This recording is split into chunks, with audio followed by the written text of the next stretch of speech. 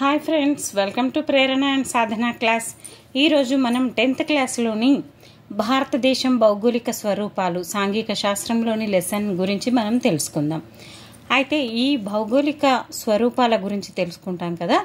తర్వాత రాబోయే అధ్యాయంలో భారతదేశ శీతోష్ణ స్థితులు, నదులు, నీటిపారుదల గురించి ఉంది ఫ్రెండ్స్.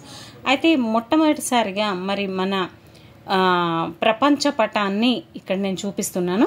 ఉత్తర అమెరికా, దక్షిణ అమెరికా, ఆఫ్రికా, ఆసియా, యూరప్, అదేవిధంగా ఆస్ట్రేలియా, ఇక్కడ అంటార్కిటికా, ఈ విధంగా 7 ఖండాలతో అండ్ 5 మహాసముద్రాలతో మన ప్రపంచ పటం అనేది ఉంది.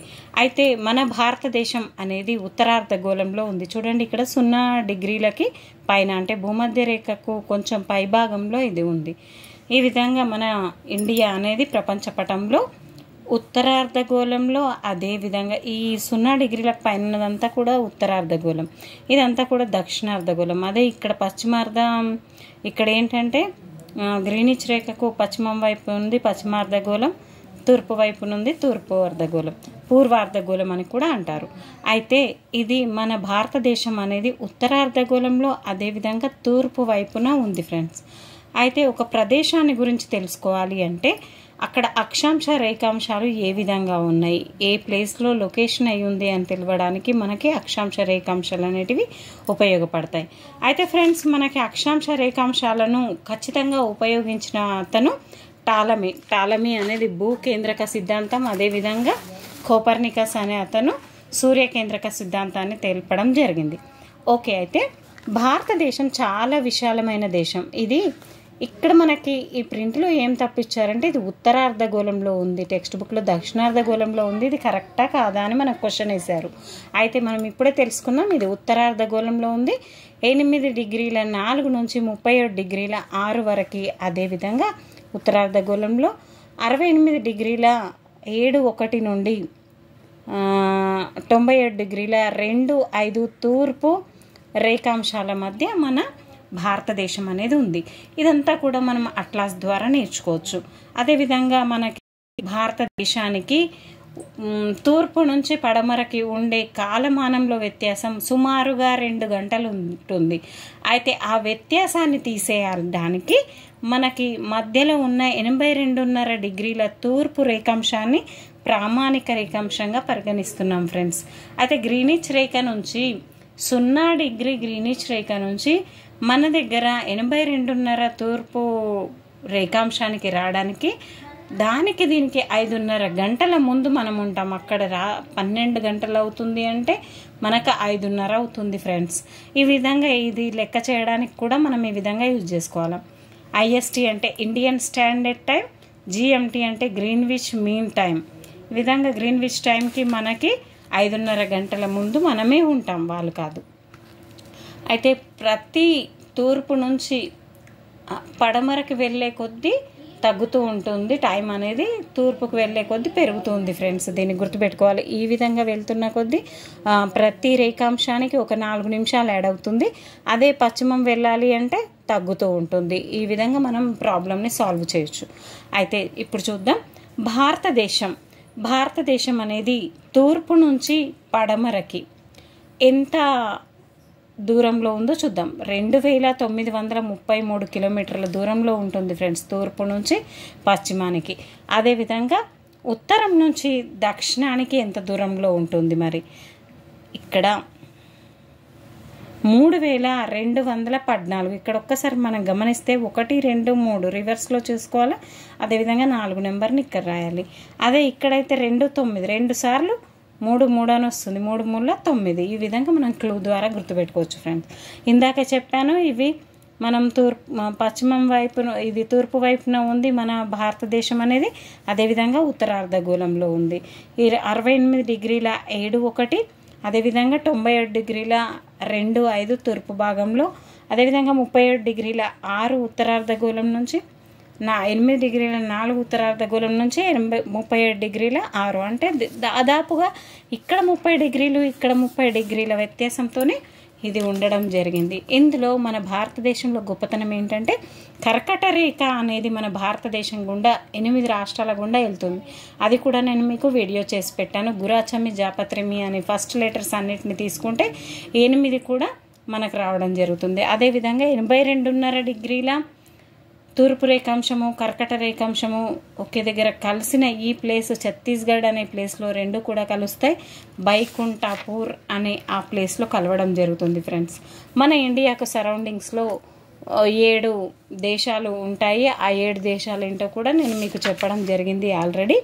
మనకి ఇక్కడ బంగాళాఖాతము కింద హిందూ మహాసముద్రము, కింద మీన్స్ దక్షిణార్ధగోళంలో హిందూ మహాసముద్రం, తూర్పు వైపున బంగాళాఖాతం, పశ్చిమం వైపున అరేబియా సముద్రం, ఇక్కడ హిమాలయాలు ఉత్తరాన ఉంటాయి ఫ్రెండ్స్.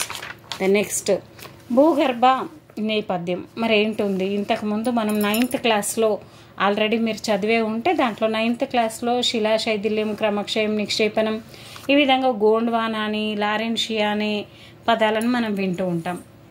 అయితే మన భారతదేశం అనేది గోండ్వానా అంటే దక్షిణార్ధగోళంలో చాలా చిట్ట చివరిగా ఉండేది. అయితే కొన్ని వేల కోట్ల మిలియన్ల సంవత్సరాల తర్వాత కదులుతూ మన భూమి కదలికల వల్ల మన ఇండియా అనేది ఇప్పుడు ప్రస్తుతం ఉన్న ప్లేస్కి రావడం జరిగింది.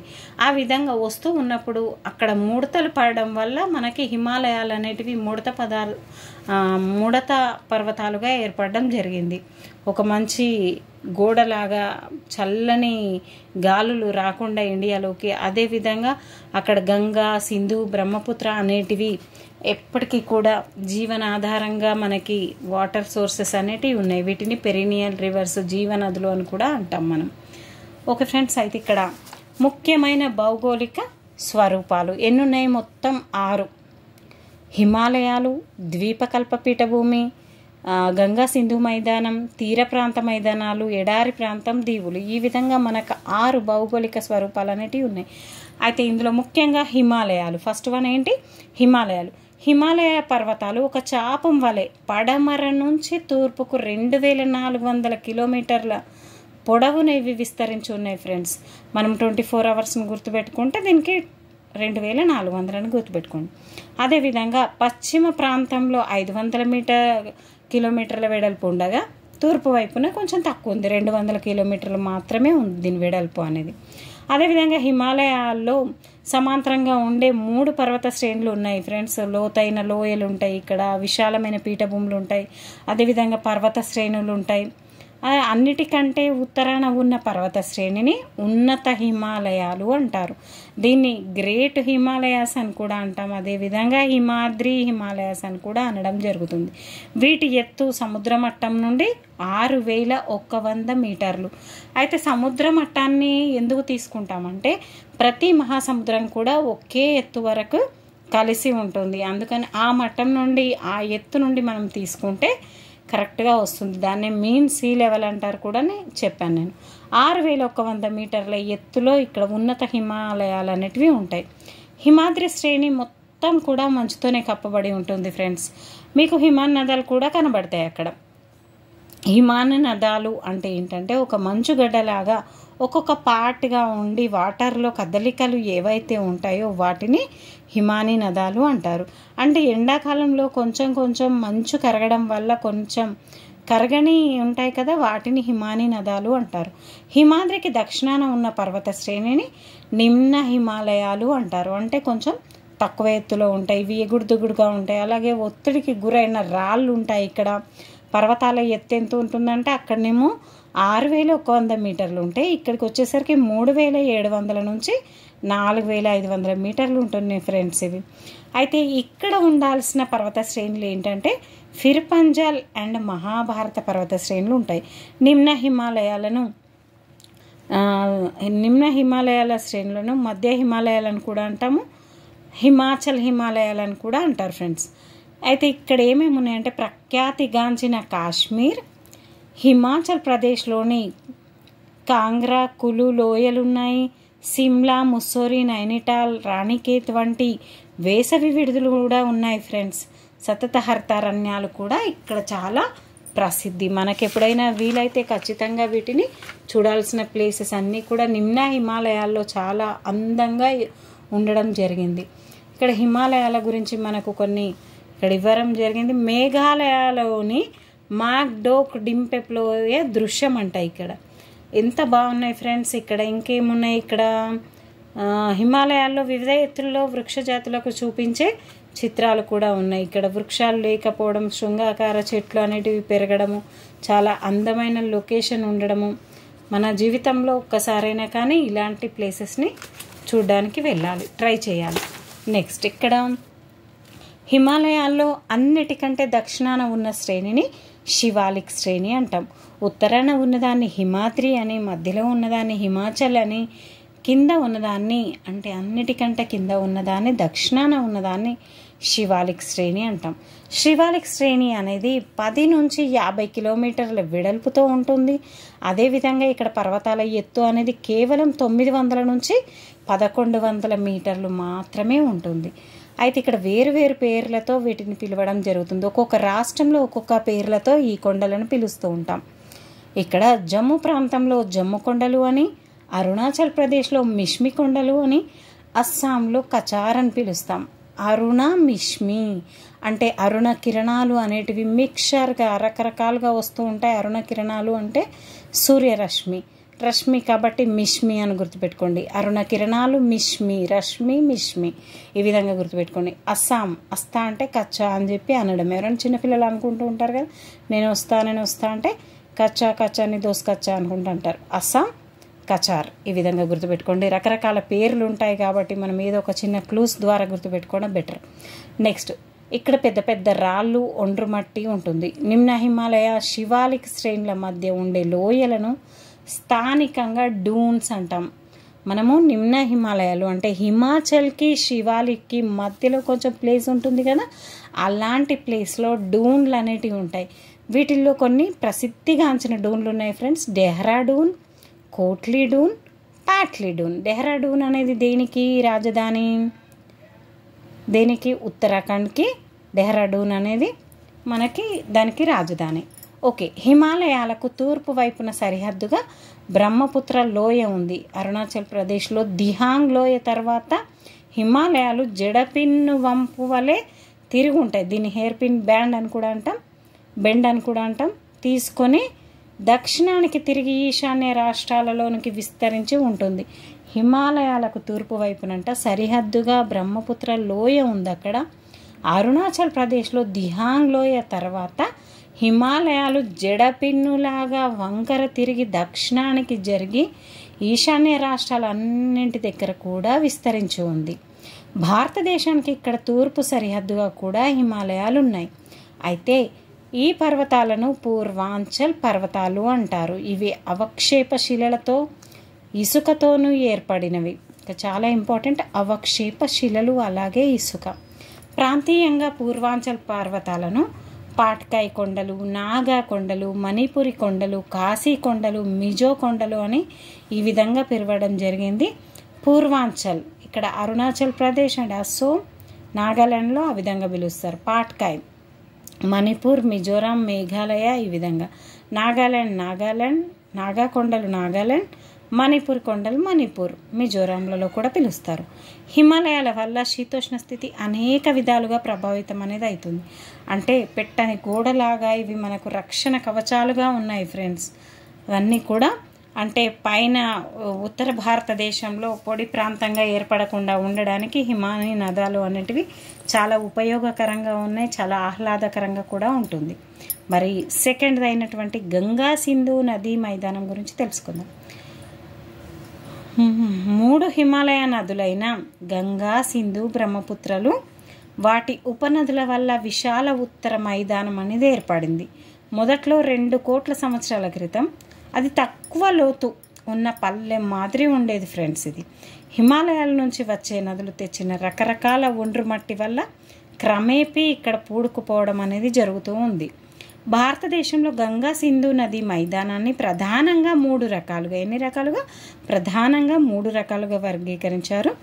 పశ్చిమ భాగం, మధ్య భాగం, తూర్పు భాగం అని. పశ్చిమ భాగం హిమాలయాల నుంచి ప్రవహించే సింధు నది, దాని ఉపనదులు మనం ఆల్రెడీ చెప్పుకున్నాం. జేసీ బ్రదర్స్, సింధు వాళ్ళకి ఎవరున్నారు? సింధు అనే అమ్మాయికి జేసీ బ్రదర్స్ ఉన్నారు. జీలం, చీనా, బ్రావి, బియాస్, సట్లెజ్, ఈ విధంగా ఈ ఉపనదుల పేర్లకి క్లూగా ఇవ్వడం జరిగింది.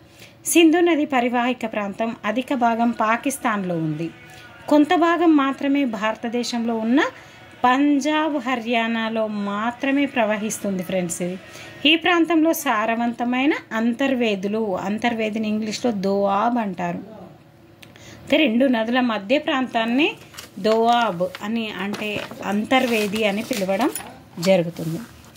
సెకండ్ పార్ట్ ఏంటంటే ఇక్కడ మధ్య భాగం గంగా మైదానంగా ప్రఖ్యాతి పొందింది. ఇక్కడ గగ్గర్ నది నుండి తీస్తా నది వరకు విస్తరించి ఉంది ఫ్రెండ్స్. ఈ భాగం ప్రధానంగా ఉత్తరప్రదేశ్, బీహార్ రాష్ట్రాల్లోనూ, కొంత హర్యానా, జార్ఖండ్, పశ్చిమ బెంగాల్ రాష్ట్రాల్లోనూ ఉంది. ఇక్కడ గంగా, యమునా నదులు, వాటి ఉపనదులైన సోన్, కోసి వంటివి కూడా ప్రవహిస్తాయి. అదేవిధంగా తూర్పు వైపున అసోంలోని బ్రహ్మపుత్ర లోయలో ఉంది. ఇది ప్రధానంగా బ్రహ్మపుత్ర నది వల్ల ఏర్పడింది. హిమాలయ నదులు కిందికి ప్రవహించే మార్గంలో చాలా రకరకాల పేర్లతో పిలుస్తూ ఉంటాం. రాళ్ళు, గురకరాళ్ళు వంటివి వాటిని శివాలిక్ పర్వతాల పాద భాగంలో 8 నుంచి 16 కిలోమీటర్ల మధ్యలో ఉంటుంది. ఈ భూస్వరూపాన్ని బాబర్ అంటాం. బాబర్ని మొఘలాయుల కాలంలో important person Babur, first person. అయితే ఈ బాబర్ నేలలను ఏ విధంగా గుర్తుపెట్టుకోవాలంటే బాబర్ని గులకరాళ్ళతో కొట్టడం లాగా మనం గుర్తుపెట్టుకోవాలి ఫ్రెండ్స్, అంతే మటుకి కొట్టకూడదు. నెక్స్ట్ చిన్న నదులు, వాగులు దీని కింద ఉంటాయి. అయితే ఇక్కడ చిత్తడి నేలలు లాంటివి ఉంటాయి. ఈ చిత్తడి నేలల్ని టెరాయి అనడం జరుగుతుంది. టెరాయి, చిత్తడి నేలల్ని ఏమంటాం? టెరాయి అంటాం. ఒకప్పుడు టెరాయి ప్రాంతంలో దట్టమైన అడవులు ఉండేటివి. చాలా వరకు అడవులను తొలగించి వ్యవసాయ భూముల కింద ఇప్పుడు మార్చడం జరిగింది వాటిని. ఇక్కడ ఒండ్రు నేలలు అనేటివి చాలా ఇంపార్టెంట్. నెక్స్ట్ ద్వీపకల్ప పీఠభూమి.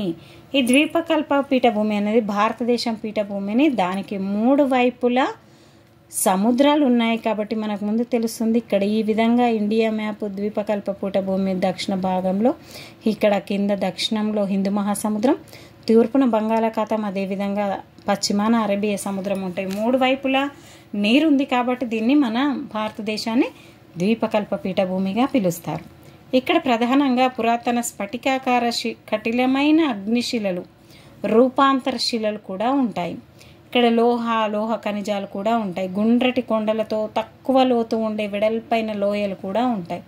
ఈ విధంగా ఈ పీఠభూమి ప్రాంతం అనేది దక్షిణాంచుగా కన్యాకుమారి వరకు ఉంది ఫ్రెండ్స్. ఇది అయితే ద్వీపకల్ప పీఠభూమిని ప్రధానంగా 2గా విభజిస్తారు. ఉన్నత భూములు, దీన్నే మాల్వా పీఠభూమి అంటాం.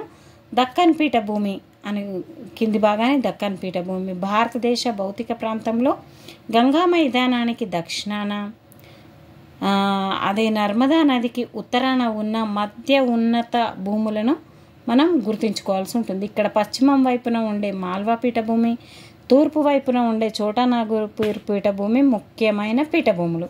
గంగా మైదానంలో పోలిస్తే పీఠభూమి ప్రాంతం చాలా పొడిగా ఉంటుంది. అంటే మనం పైన ఇందాకే అనుకున్నాం అక్కడ చిత్తడి నేలలు ఉంటాయి ఉత్తరంలో, అది ఇదని అంటే జీవనదులు ప్రవహిస్తూ ఉన్నది కాబట్టి. ఇక్కడ ఎలాంటి జీవనదులు లేవు కాబట్టి ఇక్కడ ఎలా ఉంటుందంటే కొంచెం వాటితో పోలిస్తే చాలా పొడిగా ఉంటుంది. మధ్య ఉన్నత భూములలో ఉత్తరం వైపుగా ప్రవహించే నదులను మనం గుర్తించాలి ఇక్కడ కంపల్సరిగా. చోటా నాగ్పూర్ పీఠభూమిలో ఖనిజ వనరులు సమృద్ధిగా ఉంటాయి. ఈ చోటా నాగ్పూర్ అనేది ప్రస్తుతం ఉన్న జార్ఖండ్లో ఉంది. ఇక్కడ చాలా ఖనిజ లవణాలు లభిస్తాయి ఫ్రెండ్స్. నర్మదా నది దక్షిణాన ఉన్న త్రిభుజాకార ప్రాంతాన్ని దక్కన్ పీఠభూమి అని అంటాం. ఏ నదికి? నర్మదా నదికి దక్షిణాన ఉన్నదాన్ని. సాత్పుర పర్వతాలు దక్కన్ పీఠభూమికి ఉత్తర సరిహద్దుగా, అదేవిధంగా మహాదేవ్, కైమూర్, మైకాల్ శ్రేణిలో కొంత భాగం తూర్పు అంచుగా ఉన్నాయి. దక్కన్ పీఠభూమికి పశ్చిమ కనుమలు పశ్చిమ సరిహద్దుగా, తూర్పు కనుమలు తూర్పు సరిహద్దుగా, నీలగిరి పర్వతాలు దక్షిణ సరిహద్దుగా ఉన్నాయి ఫ్రెండ్స్. అంటే పశ్చిమం సైడ్ పశ్చిమం ఉన్నాయి, తూర్పు సైడ్ తూర్పు కనుమలు ఉన్నాయి, కింది వైపున నీలగిరి పర్వతాలు అంటే దక్షిణ వైపున ఉన్నాయి ఫ్రెండ్స్. నెక్స్ట్ పడమటి కనుమలు పడమటి తీరానికి సమాంతరంగా అవిచ్ఛిన్నంగా, ఇవి మధ్యలో కొన్ని కనుమలు తీర ప్రాంత మైదానాలకు ప్రవేశ ద్వారంగా కూడా ఉన్నాయి. తూర్పు వైపు అనేటివి, తూర్పు కనుమలు అనేటివి కొంచెం బెండై ఉన్నాయి, తక్కువ ఎత్తుగలవి. వీటికి దక్కన్ పీఠభూమి పడమటి నుంచి తూర్పుకు వాలి ఉంది అనే విషయాన్ని మనం గుర్తుపెట్టుకోవాలి. ఇక్కడ గుడలూరు వద్ద నీలగిరి పర్వతాల్లో పడమటి కనుమల్లో కలుస్తాయి. ఇవి రెండు కూడా అంటే పశ్చిమ కనుమలు తూర్పు కనుమలు రెండు కలిసే ప్లేసు గుడలూరు వద్ద నీలగిరి పర్వతాలలో వీటిని కలవడం జరుగుతుంది. 2000 మీటర్ల ఎత్తు వరకు ఉంటాయి. ఇక్కడ ప్రఖ్యాతిగాంచిన విడిది ప్రాంతము నీలగిరి పర్వతాల్లో ఉదగ మండలం. దీన్నే ఊటీ అని కూడా అంటారు ఫ్రెండ్స్. చాలామంది వెళ్ళే ఉంటారు ఊటీ ప్రదేశానికి, చాలా బాగుంటుంది. నీలగిరి పర్వతాల్లో ఎత్తైన శిఖరము దొడబెట్ట. అదేవిధంగా అన్నైముడి, పళని ఇవన్నీ కూడా తమిళనాడు, కార్డమంలో కేరళ కొండలు పడమటి కనుమల్లోనివే. దక్షిణ భారతదేశంలో అన్నామలై కొండల్లోని అన్నైముడి చాలా ఎత్తైన శిఖరం. ఉత్తరాన మహానది లోయ నుంచి దక్షిణాన నీలగిరి పర్వతాల వరకు తూర్పు కనుమలు అనేటివి విస్తరించి ఉన్నాయి. అయితే తూర్పు కనుమలు విచ్ఛిన్న శ్రేణులు. పశ్చిమ కనుమల్లో పుట్టిన గోదావరి, కృష్ణ నదులు ఇది వంగి ఉండడం వల్ల బంగాళాఖాతంలో ఆ వంపు నుండి బంగాళాఖాతంలో కలవడం జరుగుతుంది. వీటి సగటు ఎత్తు ఇక్కడ ఎంత అంటే 900 మీటర్ల వరకు ఉంటుంది ఫ్రెండ్స్. ఇక్కడ తూర్పు కనుమల్లో ఎత్తైన పర్వతం అరోమా కొండ. ఇది ఎక్కడుందంటే చింతపల్లి, ఆంధ్రప్రదేశ్లో ఉండడం జరిగింది. నెక్స్ట్ ఇక్కడ ఆంధ్రప్రదేశ్లో ఉన్నాయి నల్లమల్ల, వెలికొండ, పాలకొండ, శేషాచలం కొండలు తూర్పు కనుమల్లోని భాగాలే. ఇక్కడ ఎలా ఉంటుంది అంటే అగ్నిపర్వత ప్రక్రియల వల్ల ఏర్పడింది కాబట్టి ఇక్కడ ఎక్కువ నల్లరేగడి నేలలు ఉంటాయి ఫ్రెండ్స్.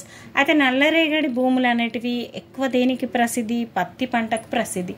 నల్లగా ఉన్నది తెల్లగా ఉన్నదానికి ప్రసిద్ధి. ఆ విధంగా గుర్తుపెట్టుకోండి. నెక్స్ట్ వచ్చింది థార్ ఎడారి. ఈ థార్ ఎడారి అనేది ఆరావరి పర్వత శ్రేణుల్లో ఉంది.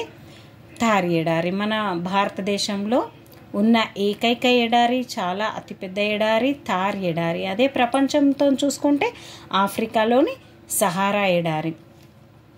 ఓకే, ఎడారి అనేది ఒకటి ఉంది. వర్షపాతం తక్కువ, చాలా ఎడారులలో వర్షపాతం తక్కువ కాబట్టి అవి ఇసుకలాగా ఏర్పడి ఎడారిమయంగా అవుతాయి. 100 నుంచి 150 మిల్లీమీటర్ల మధ్య మాత్రమే వర్షపాతం అనేది ఉంటుంది. ఎడారిలో ఎత్తుపల్లాలతో ఉండే ఇసుక మైదానం ఉండి అక్కడక్కడ శిలామయమైన బోడి గుట్టలు ఉంటాయి. ఈ బోడి గుట్టలు అనేటివి ఎక్కడున్నాయి? థార్ ఎడారిలో ఉన్నాయి. రాజస్థాన్లోని అధిక భాగం ఈ ఎడారిలో విస్తరించి ఉంది. శుష్క వాతావరణం ఉంటుంది. చెట్లు చాలా తక్కువగా ఉంటాయి. వర్షాకాలంలో అసలు వాగులు అనేటివి చాలా తక్కువగా ఏర్పడతాయి. వాటర్ అనే సోర్సెస్ చాలా తక్కువగా ఉంటాయి. ఇక్కడ లూని అనే నది ప్రవహిస్తూ ఉంటుంది. కాలువల్లో నీరు సముద్రాన్ని చేరకుండా సరస్సుల్లోనికి, అంటే అంతస్థలీయ ప్రవాహంగా ఇది ఉంది ఫ్రెండ్స్. లూని అనేది అంతస్థలీయ ప్రవాహం. దేశంలో అత్యంత పొడవైన ఇందిరాగాంధీ కాలువ 650 కిలోమీటర్లు థార్ ఎడారికి నీళ్లు అందిస్తుంది ఫ్రెండ్స్. దీని కారణంగా ఎడారి ప్రాంతంలో ఎన్నో హెక్టార్ల భూమి సాగులోనికి వచ్చింది. గుర్తుపెట్టుకోండి ఖచ్చితంగా. థార్ ఎడారిలో ఒక ఆవాస ప్రాంతం. ఏ విధంగా చాలా డ్రైగా ఉంది ఇక్కడ ఉన్న ప్రాంతం అంతా కూడా. దేశంలో అత్యంత పొడవైన ఇందిరాగాంధీ కాలువ ద్వారా ఇక్కడ ప్రజలకి వాటర్ సప్లై అనేది చేయడం జరుగుతుంది. నెక్స్ట్ ఫ్రెండ్స్, తీర మైదానాలు. ద్వీపకల్ప పీఠభూమి దక్షిణ భాగంలో పశ్చిమాన అరేబియా మహాసముద్రం వెంట, తూర్పున బంగాళాఖాతం వెంట సన్నటి తీర ప్రాంత మైదానాలు ఉన్నాయి. పడమటి తీర మైదానం రాణా ఆఫ్ కచ్ వద్ద మొదలయ్యి కన్యాకుమారి వరకు. అంటే ఈ విధంగా ఉంటే ఇక్కడ గుజరాత్లోని రాణా ఆఫ్ కచ్ నుంచి కన్యాకుమారి వరకు కూడా పడమటి కనుమలు అనేటివి విస్తరించి ఉన్నాయి. అదేవిధంగా తూర్పు వైపున తూర్పు కనుమలు అనేటివి ఉన్నాయి ఫ్రెండ్స్. ఇందాకే చెప్పుకున్నాం అవి రెండు కూడా కలిసే ప్లేస్ నీలగిరి. ఓకే, ఇక్కడ ఒక్కొక్క ప్లేస్లో ఈ తీర ప్రాంతాలకు చాలా పేర్లు ఉన్నాయి. కొంకణ్ తీర ప్రాంతం అని మహారాష్ట్ర, గోవాలలో పిలవడం జరుగుతుంది. కెనరా తీర ప్రాంతం అని ఇది మధ్య భాగంలో ఉంటుంది. కర్ణాటకలోని తీరం దీని కిందకు వస్తుంది. అంటే కర్ణాటక తీరం దీనికి కెనరా తీరం అంటారు. మలబార్ తీర ప్రాంతం అనేది ప్రధానంగా కేరళ రాష్ట్రంలో ఉంది. మలబార్ తీర ప్రాంతం. అదేవిధంగా బంగాళాఖాతం తీర ప్రాంత మైదానాలు వెడల్పుగా ఉండి అధిక ఉపరితలం కలిగి ఉంటాయి. ఒడిశాలోని మహానది నుంచి మొదలయ్యి తమిళనాడులోని కావేరి డెల్టా వరకు కూడా విస్తరించి ఉంది. మహానది, గోదావరి, కృష్ణ, కావేరి నదులలో ఏర్పడిన ఈ మైదాన ప్రాంతాలు చాలా సారవంతమైనవి. ఈ తీర ప్రాంత మైదానాలను స్థానికంగా ఉత్కల్ తీరం అని ఒడిశా సైడు, సర్కార్ తీరం అని ఆంధ్రప్రదేశ్లో, కోరమండల్ తీరం అని తమిళనాడులో, ఈ విధంగా పశ్చిమ బెంగాల్లో వంగా తీరం అని ఈ విధంగా మనకు తీర ప్రాంతాల పేర్లు ఉన్నాయి ఫ్రెండ్స్. గంగా సింధు మైదానంలో మాదిరి ఈ డెల్టా ప్రాంతాలు కూడా వ్యవసాయ పరంగా అభివృద్ధి చెందాయి ఫ్రెండ్స్. ఈ ఒడిశాలోని ఇక్కడ ఉన్న సరస్సులలో ఒడిశాలో చిల్కా సరస్సు, ఆంధ్రప్రదేశ్లో కొల్లేరు పులికాటు సరస్సులు తీర ప్రాంత మైదానంలో చాలా ముఖ్యమైన భౌగోళిక అంశాలు. చిట్ట చివరిగా దీవులు. మరి ఇక్కడ ఏమేమి దీవులు ఉన్నాయి? భారతదేశంలో 2 ద్వీప సమూహాలు ఉన్నాయి.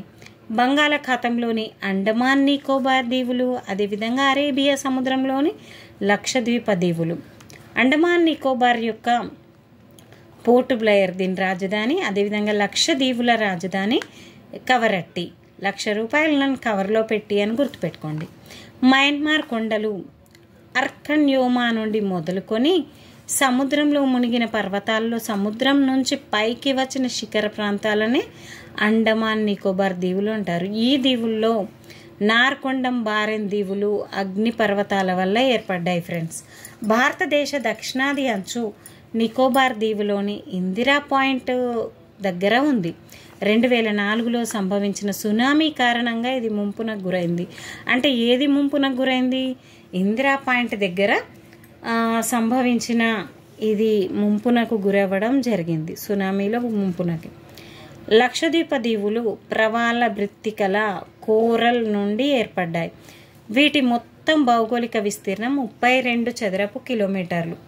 అంటే ఇక్కడ వృక్ష జీవజాతులకు ఈ ద్వీప సమూహం చాలా ప్రఖ్యాతిగాంచింది. ఈ మధ్యనే మన మోడీ గారు లక్షద్వీపులకు వెళ్ళి తన అక్కడ ఉన్న అందాన్నంతా కూడా లక్షద్వీపుల అందాన్నంతా కూడా చూపించడం జరిగింది. దేనికి వ్యతిరేకంగా? మాల్దీవులకు వ్యతిరేకంగా. ఈ జీకే పాయింట్ ఆఫ్ వ్యూలో గుర్తుపెట్టుకోండి ఫ్రెండ్స్. అదేవిధంగా భారతీయులు నివసించే భూభాగంలో భౌగోళిక స్వరూపాల్లో ఎంతో వైవిధ్యత ఉంది. ఇప్పటి వరకు నేర్చుకున్న దాంట్లో ఒక దగ్గర చాలా చల్లగా ఉంది, ఒక దగ్గర ఎడారి ప్రాంతాలు ఉన్నాయి, అదేవిధంగా నార్మల్గా ఉంది, ఇలా డిఫరెంట్గా ఉంది. కాబట్టి మన భారతదేశాన్ని ఉపఖండం అని పిలుస్తున్నారు. ఒక ఖండం మాదిరిగా చాలా డిఫరెంట్గా ఉంది కాబట్టి దీనికి ఆ పేరు వచ్చింది ఫ్రెండ్స్. ఈ లెసన్ మీకు అర్థమయ్యే ఉంటుంది అనుకుంటున్నాను. హాఫ్ అన్ అవర్లో ఈ లెసన్ని నేను మొత్తంగా మీకు చాలా క్షుణ్ణంగా చెప్పడం జరిగింది. మీరు ఇలాంటి ఇంకా ఎన్నో లెసన్స్ కావాలంటే కింద ఇది బాగుంది అని అంటే కామెంట్ పెట్టండి ఫ్రెండ్స్. బాగుంది అని, సూపర్ అని, లేదా బాగాలేదు అనుకుంటే కూడా ఏదైనా అడ్వైజ్ ఇవ్వండి. నేను ఇంకా ఎలాంటి వీడియోస్ చేయాలో మీరు ఇచ్చే ఆ ప్రోత్సాహంతో నేను ఇంకా మరెన్నో వీడియోలతో ముందుకు రావడానికి నాకు ఆసక్తిగా ఉంటుంది ఫ్రెండ్స్. Thank you friends. అయితే ఇంకో గొప్ప విషయం ఏంటంటే, ముఖ్య విషయం, గొప్ప విషయం ఏం కాదు, నేను ఇప్పటికీ డిఎస్సి రాసి 3 సార్లు ఫెయిల్ అవ్వడం జరిగింది. ఇప్పుడు 4వ డిఎస్సి ఉంది. ఈ మధ్యనే నాకు టీజీటీలో జాబ్ రావడం జరిగింది ఫ్రెండ్స్.